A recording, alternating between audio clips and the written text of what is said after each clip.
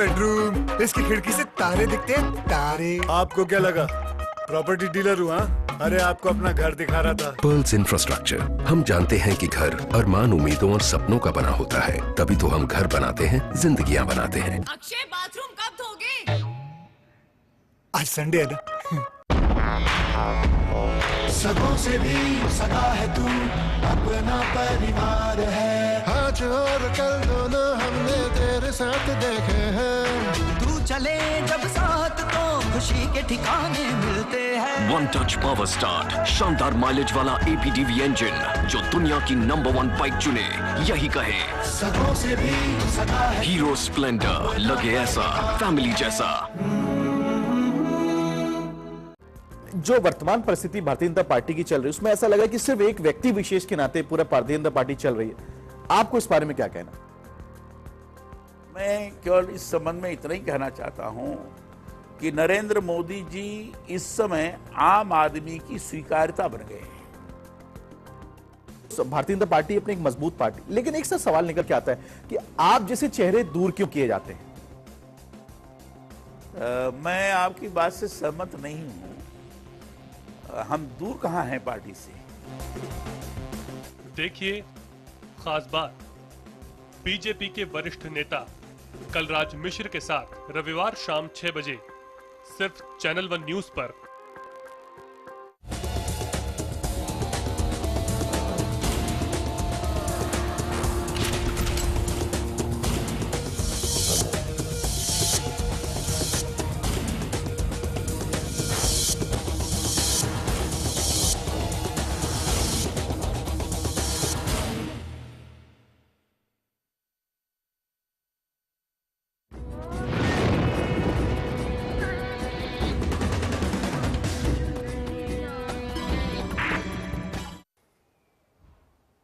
नमस्कार, आप देख रहे हैं तहकीकात और मैं हूं आसिफ खान।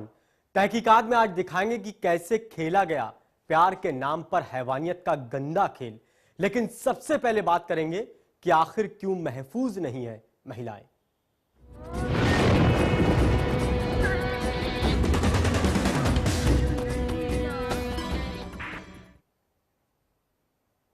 नौकरी का दिलाने का झांसा देकर महिला के साथ दुष्कर्म किया गया। आरोपी महिला का जानकार था, जिसने अपने ड्राइवर के साथ मिलकर चलती कार में महिला को हवस का शिकार बनाया। इस वारदात को दिल्ली से सटे नोएडा में अंजाम दिया गया।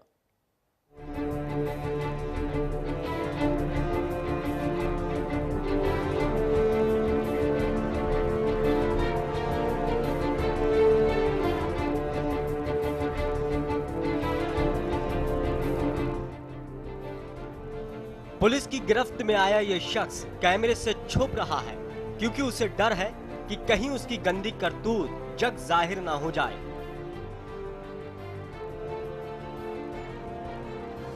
आज इसे अपनी इज्जत की परवाह है, लेकिन हैवानियत को अंजाम देते वक्त उसने इस बारे में बिल्कुल नहीं सोचा कि दूसरों की इज्जत भी इज्जत होती है। जी हां, हरभजन नाम के शख्स पर महिला को नौकरी का झांसा देकर उसके साथ रेप करने का आरोप है। यह वारदात है नोएडा सेक्टर 24 थाना क्षेत्र की। दरअसल नवविवाहित महिला नौकरी की तलाश कर रही थी।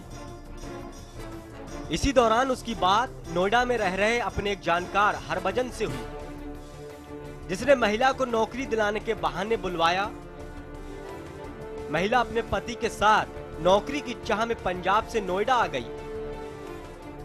जिसके बाद हरभजन ने अपने दोस्त के साथ महिला और उसके पति से नोएडा मेट्रो स्टेशन पर मिला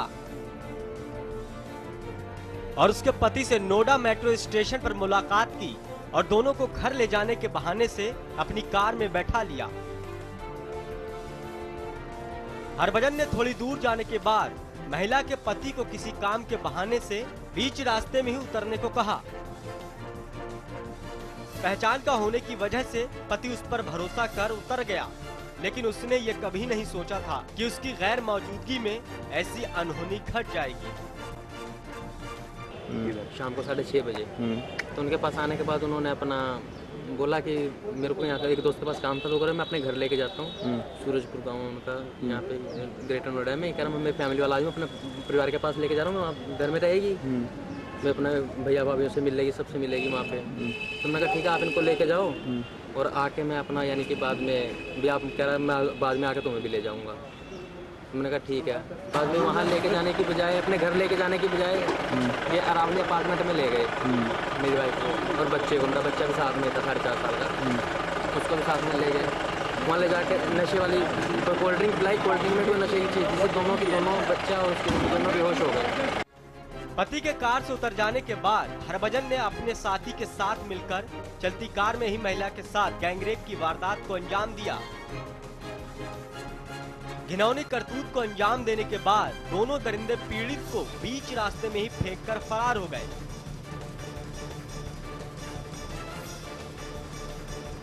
पीड़ित का पति उसकी तलाश करते हुए उसके पास पहुंचा और उसने अपनी आप बीती सुनाई। तुरंत पीड़ित को अस्पताल में भर्ती कराया गया। वहीं वारदात की खबर मिलते ही पुलिस भी मौके पर पहुंच गई और पीड़ित की तहरीर पर मामला दर्ज कर लिया और जल्द कार्रवाई करते हुए नौकरी का झांसा देकर रेप करने वाले आरोपी को गिरफ्तार कर लिया। वहीं पुलिस की माने तो वारदात का दूसरा आरोपी कार लेकर फरार है, जिसकी सरगर्मी से तलाश की जा रही है।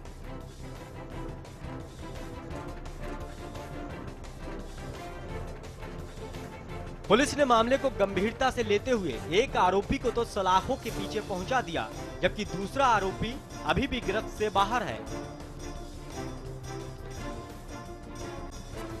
जिसके धरपकड़ के प्रयास तेज कर दिए गए हैं।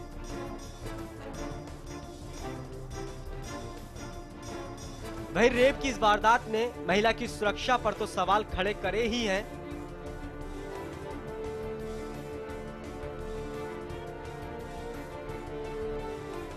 साथ ही उन महिलाओं के दिल में भी खौफ पैदा कर दिया है जो बेखौफ होकर बाहर नौकरी की तलाश करने निकल पड़ती हैं।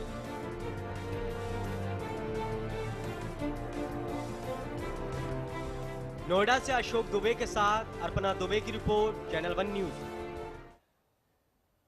उधर यूपी के हापुड़ में प्यार के नाम पर हैवानियत का एक मामला सामने आया है। दरअसल एक प्रेमी ने अपने झूठे प्यार के जाल में पहले तो एक भोली भाली युवती को फंसाया और उससे शादी के झूठे सपने दिखाए। कुछ दिन बाद मौका पाते ही प्रेमी ने अपनी ही प्रेमिका के साथ हैवानियत की सारी हदें पार कर दी।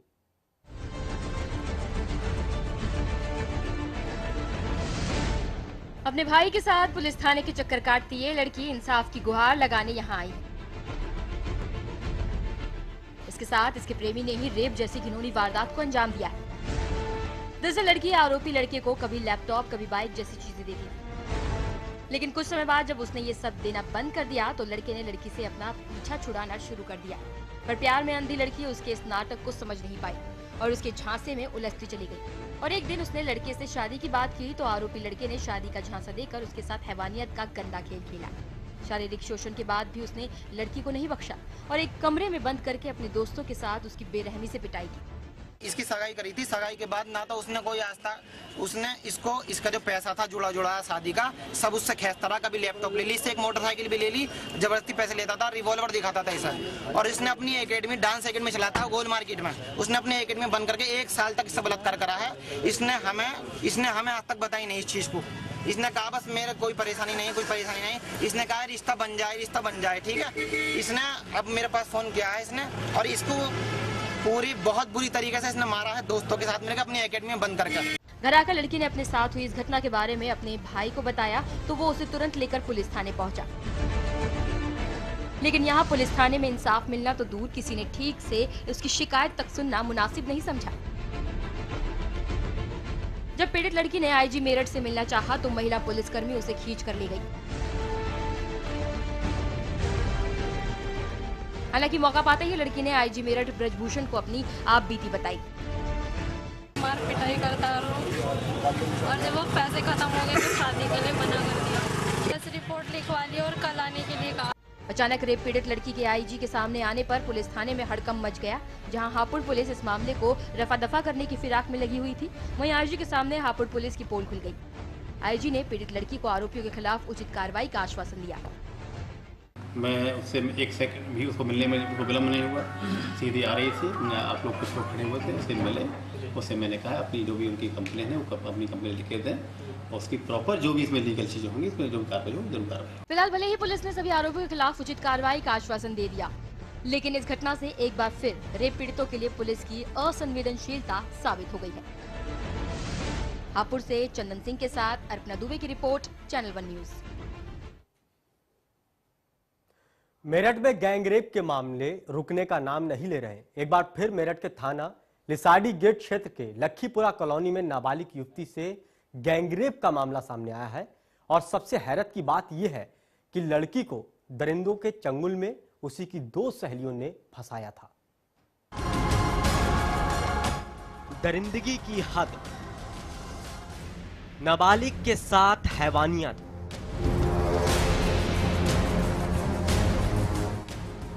रेप के बाद उतारा मौत के घाट, नहीं थम रही हैवानियत। महिलाओं के साथ हो रही दरिंदगी थमने का नाम नहीं ले रही है। शहर हो या गांव, हर जगह दरिंदे मासूम लड़कियों को अपना शिकार बना रहे हैं। इंसानियत को शर्मसार करने वाली ऐसे ही एक वारदात सामने आई है मेरठ के लिसाड़ी गेट क्षेत्र से, जहां के लखीपुरा कॉलोनी में रहने वाली महज 12 साल की बच्ची को शिकारियों ने अपनी हवस का शिकार बनाया।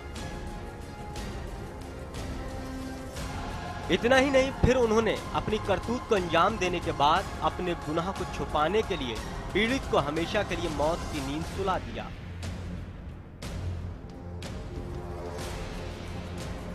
इस वारदात में सबसे हैरान करने वाली बात यह रही कि मासूम बच्ची को दरिंदों के चंगुल में फंसाने का काम उसी की 2 सहेलियों ने किया।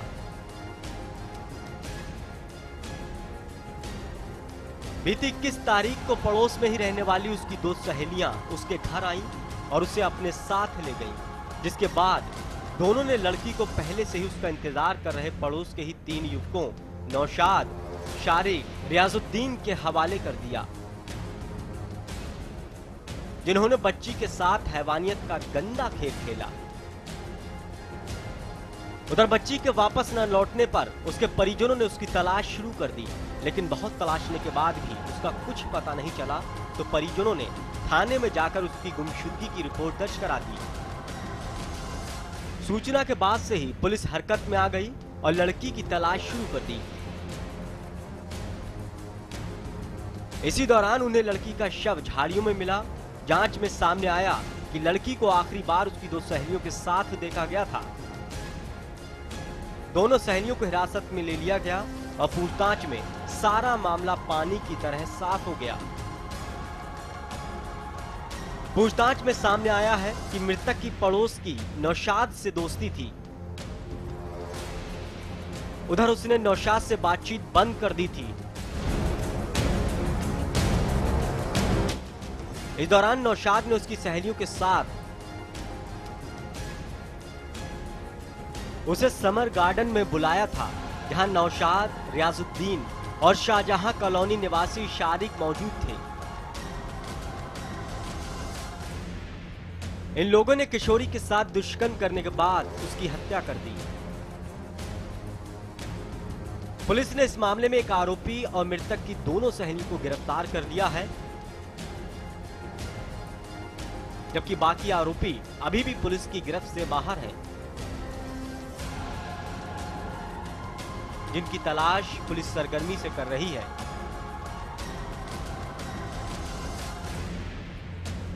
एक तरफ जहां इस वारदात को हैवानों ने दरिंदगी की सारी हदें पार कर दी, तो वहीं दोस्ती के रिश्ते पर भी बहुत बड़े सवाल खड़े हो गए हैं। मेरठ से उरूज आलम के साथ अर्पणा दुबे की रिपोर्ट, चैनल 1 न्यूज। वक्त है छोटे से ब्रेक का, जल्द हाजिर होते हैं कुछ और खुलासों के साथ। आप बने रहिए हमारे साथ।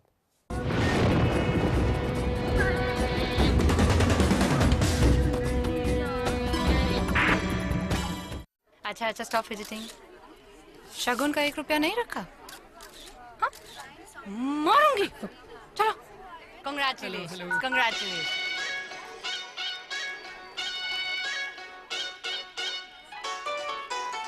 शगुन कहाँ है? 1 रुपए का ही है। देखो वीडियोस 1 रुपए में। 52010 पे कॉल करो, क्लिक करो, चूज करो, एंजॉय करो। 1 रुपए में सुपर हिट। अगर बदलनी है दिल्ली की तस्वीर, लाना है राजधानी में सुशासन, तो दीजिए जनता दल यूनाइटेड को मौका। साबिर अली के नेतृत्व में होगा दिल्ली का विकास। दिल्ली में भी लाएं नीतीश का सुशासन। तीर पर दबाएं बटन, जनता दल यूनाइटेड।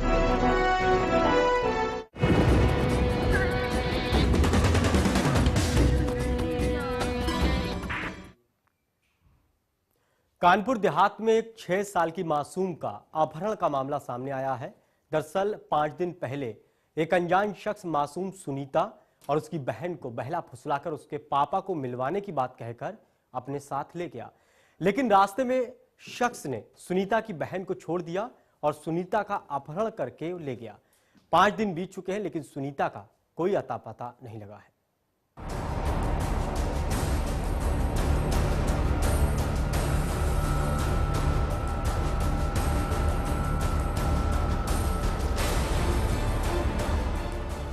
ये तस्वीर है 6 साल की मासूम सुनीता की, जो पिछले 5 दिनों से गायब है और माँ बाप अपनी लाडली की तस्वीर लिए उसकी खोज में दर बदर भटक रहे हैं। लाडली जल्द से जल्द घर सुरक्षित वापस आ जाए, इसके लिए अपनी खोजबीन के साथ साथ थाने के चक्कर भी लगा रहे हैं ताकि उनकी बेटी किसी तरह उन्हें मिल जाए।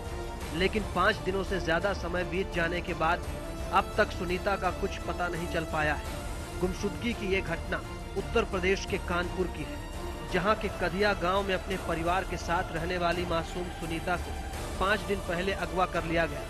बच्ची का पिता अरविंद फेरी लगाकर अपने परिवार का भरण पोषण करता है।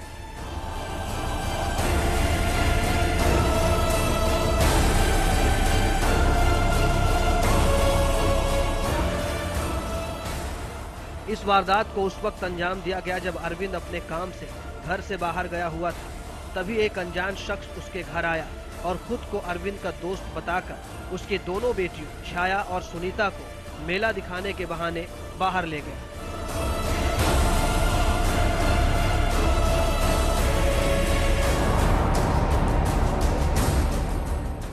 लेकिन बीच रास्ते में उसने बड़ी बहन छाया को उतार दिया और 6 साल की मासूम सुनीता को अगवा कर लिया। छाया किसी तरह अपने घर पहुंची और सारी दास्तां परिजनों को सुनाई, जिसके बाद अरविंद तुरंत इस वारदात की शिकायत करने थाने पहुंच गया।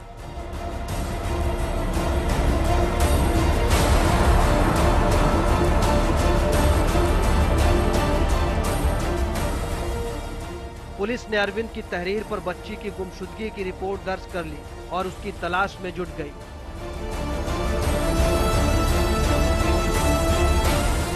पुलिस ने बच्ची की जल्द बरामदगी के लिए नाकेबंदी कर दी है और स्थानीय पुलिस को भी तलाश के आदेश दे दिए हैं।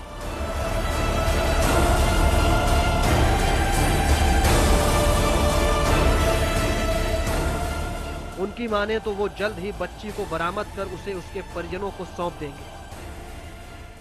इस जनपद के अकबरपुर कोतवाली क्षेत्र अंतर्गत कंधिया गांव से एक पंचमलाल करके व्यक्ति हैं, उन्होंने एक तहरीर दी है कि उनके घर पर कोई एक व्यक्ति आया था और घर पर रुका, अपने आप को उनका परिचित बताया और उनकी 2 बच्चियों को मोटरसाइकिल से बिठा के मेला दिखाने के लिए ले गया था।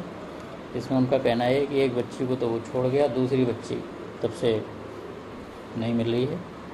इसमें उनके द्वारा तहरीर दी गई है जिसमें अभियोग पंजीकृत कर लिया गया है, विवेचना की जा रही है और स्थानीय पुलिस को निर्देश दिए गए हैं कि बच्ची को तुरंत बरामद करें, कार्रवाई करें। पुलिस बच्ची की जल्द तलाश की बात तो कर रही है, लेकिन जमीनी हकीकत कुछ और ही है। घटना को 5 दिन बीत गए हैं और अभी तक पुलिस के हाथ खाली है।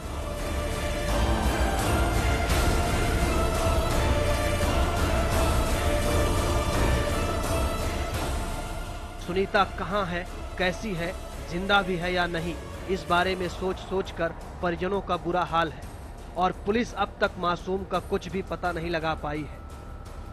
यहां तक कि उसके हाथ एक सुराग भी नहीं लगा।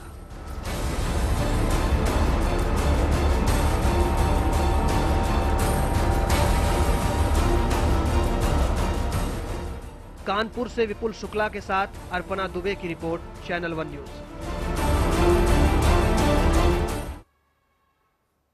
राजधानी में चुनाव की घोषणा के बाद शराब की तस्करी भी तेज हो गई है। आज दिल्ली पुलिस ने न्यू अशोक नगर इलाके से बड़ी मात्रा में अवैध शराब की पेटियां पकड़ी हैं। ये शराब की पेटियां दूध गाड़ी में ले जाई जा रही थी। पुलिस ने इसके ड्राइवर को भी गिरफ्तार कर लिया है।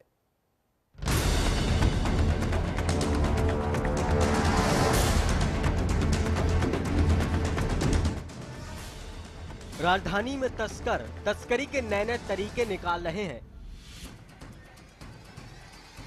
न्यू अशोक नगर इलाके के थाने में खड़ी इस गाड़ी को ही ले लीजिए। आपको लग रहा होगा कि इस दूध की गाड़ी से महज दूध जाता होगा, लेकिन तस्करों ने इस गाड़ी को भी अब तस्करी के लिए इस्तेमाल करना शुरू कर दिया है। आपको बता दें कि इस गाड़ी में शराब की बड़ी मात्रा में खेप बरामद की गई है और इस शराब की खेप का इस्तेमाल चुनाव में खपाने की उम्मीद जताई जा रही है। मैंने चक्कर कोई लगाया नहीं, पहली चक्कर पे ही मेरे को लेके आया तो मेरा ड्राइवर चला गया तो जाके वहाँ तक गाड़ी पहुँचाया। तो सर आप ले कहाँ पे ले जाते? अच्छा दाम तक बोला था मेरे। उसके बाद पता नहीं कहाँ ले जाता वो। खुद गाड़ी ले जाता तुम छोड़ देते? नहीं, वो ड्राइवर दूसरा ले चेंज कर देता यहाँ से। कितने ड्राइवर मिलके ये पूरा ले जाते? सर मेरे को ये पहली बार में आया, मेरे को पता ही नहीं है कुछ भी। पुलिस ने इस गाड़ी को सूचना के आधार पर बरामद किया है। साथ ही पुलिस ने इसके ड्राइवर सुनील कुमार को भी गिरफ्तार किया है। आरोपी सुनील की माने तो वो ये खेप गुड़गांव से ला रहा था और उससे एक खास जगह पर गाड़ी रोकने के लिए धर्मेंद्र नाम के एक शख्स ने बोला था, जिसके बाद दूसरा ड्राइवर इस गाड़ी को ले जाता। सुनील दूसरे ड्राइवर को ये गाड़ी अभी दे पाता ही कि उससे पहले ही पुलिस ने उसे दबोच लिया। इस आरोपी की खुद सुनिए ये कैसे बता रहा है कि दिवाली और चुनाव में इसका इस्तेमाल होना था। हमारे police station new Ashok Nagar में एसएचओ के पास, तो उन्होंने इस इंफॉर्मेशन के बेसिस पे इंटेंसिव चेकिंग लगाई और नोएडा जाने वाले रास्ते पे पिकेट लगाया। वहाँ पे हेड कांस्टेबल वेद सिंह ने एक टेम्पो रुकवाया जो कि मदर डेयरी का था।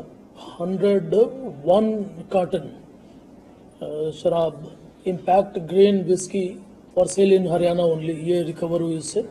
इसमें एक करीब 1212 लीटर 4848 क्वार्टर्स की रिकवरी हुई है। तो इसमें ड्राइवर सुनील कुमार शर्मा गिरफ्तार हुआ है। पुलिस ने इस गाड़ी से 101 पेटी शराब यानी 4800 शराब की बोतलें बरामद की हैं। साथ ही जल्द ही इसके सरगना तक पहुंचने की बात कह रही है। पुलिस ये भी मानती है कि चुनाव के समय तस्कर इस तरह से गोरखधंधे करते हैं। आपको बता दें कि राजधानी दिल्ली में 4 दिसंबर को चुनाव होना है। ऐसे में राजनीतिक दल इस तरह के हथकंडे अपना रहे हैं जिससे वो वोटरों को लुभा सके। दिल्ली पुलिस ने हरियाणा से दिल्ली ला रही एक शराब की खेप को जब्त किया है। इसके अंदर दिल्ली पुलिस ने एक आरोपी को भी गिरफ्तार किया है। लेकिन सोचने वाली बात यह है कि ये पूरी शराब की तस्करी एक मिल्क वैन के अंदर की जा रही थी, जिसके अंदर दिल्ली पुलिस ने 101 शराब की पेटियां बरामद की है। अब सवाल वही उठता है, आखिर इतनी भारी मात्रा में शराब किस तक पहुंचानी थी। कैमरा पर्सन यादव शर्मा के साथ Wajid Ali, channel 1 news, Delhi. UP की धार्मिक नगरी अयोध्या के सब्जी मंडी में ग्राहक और व्यापारियों के बीच झड़प हो गई। दरअसल व्यापारियों और ग्राहकों के बीच सब्जी को खरीदने और बेचने को लेकर विवाद हुआ था। विवाद में अयोध्या उद्योग व्यापार मंडल के अध्यक्ष नंद कुमार गुप्ता को गंभीर चोटें आईं। वहीं 2 पुलिस वाले भी इसमें घायल हो गए।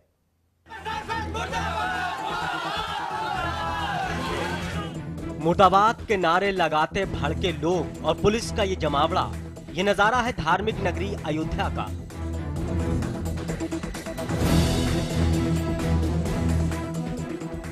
जहां सब्जी खरीदने को लेकर ग्राहक और व्यापारी में हुए विवाद ने इतना बड़ा रूप ले लिया कि वो बेकाबू हो गया। दरअसल अयोध्या के सब्जी मंडी में सब्जी खरीदने और बेचने को लेकर व्यापारियों और ग्राहकों में झड़प हो गई, जिसके बाद दोनों ही पक्ष के लोग कोतवाली पहुंच गए।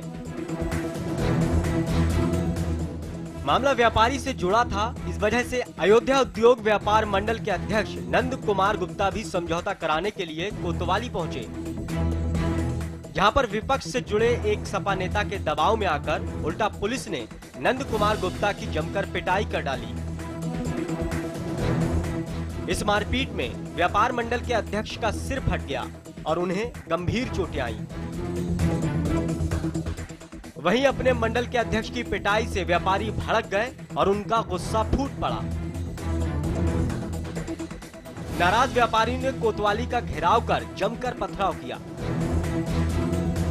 इसमें पुलिस के 2 जवान घायल हो गए, जिसके बाद पुलिस ने जवाबी हमला कर दिया। पुलिस ने व्यापारियों पर लाठियां भांजी, जिसके बाद व्यापारियों में भगदड़ मच गई। इस दौरान 2 व्यापारी भी जख्मी हो गए। इस पूरे बवाल के बाद इलाके में कर्फ्यू का माहौल बन गया। मामले की सूचना पाकर जिले के एसएसपी और जिला अधिकारी भारी तादाद में फोर्स के साथ मौके पर पहुंचे और हालात को काबू में किया। साथ ही एहतियात बरतते हुए पूरे इलाके में भारी पुलिस बल और आरएफ की तैनाती कर दी गई। वहीं पुलिस की माने तो वो इस पूरे मामले में किसी के घायल होने से इनकार कर रही है। सामान्य सी घटना हुई है अयोध्या में। 2 लड़ाई हुई सब्जी खरीदने के मामले को लेके। दोनों लोग थाने पे आए अपनी अपनी रिपोर्ट लिखाने। इसी बीच दोनों लोगों में से एक के साथ के सपोर्टर आए कि नहीं साहब मुकदमा नहीं लिखा जाएगा। इसी में दोनों पक्षों में कुछ कहासुनी हुई है और कहीं कोई दिक्कत नहीं है। डीएम एसएसपी मौके पर पहुंच गए। पूरी तरह से स्थिति सामान्य है, पर्याप्त पुलिस बल है, कहीं कोई दिक्कत नहीं। कहासुनी करके दबाव बनाया कि उनके व्यक्ति को छोड़ दिया जाए, बस ये दबाव बनाया और घायल वायल कोई नहीं। मामले में दिलचस्प बात यह है कि शिकायत करने थाने पहुंचे नेता, जिनकी पुलिस ने जमकर पिटाई की, अपना रसूख दिखाते हुए पुलिस पर राजनीतिक दबाव बनाकर पिटवाने वाला नेता दोनों ही समाजवादी पार्टी से ताल्लुक रखते हैं। लेकिन दोनों नेताओं के वर्चस्व की जंग में पुलिस भी शामिल हो गई और इतना बड़ा बवाल हो गया। ऐसे में यह घटना इस बात की बानगी है कि उत्तर प्रदेश में सपा नेताओं का रसूख नियम और कानून के इकबाल से ऊपर है। Crime desk, channel 1 news. सिर्फ खबरें दिखाना हमारा मकसद नहीं, हमारा मकसद है आपको आगाह करना, ताकि आप किसी अनहोनी के शिकार होने से पहले ही हो जाएं होशियार। तहकीकात की इस कड़ी में अभी के लिए बस इतना ही, लेकिन हमारी तहकीकात जारी रहेगी। हम फिर हाजिर होंगे नए नए खुलासों के साथ। तब तक के लिए नमस्कार।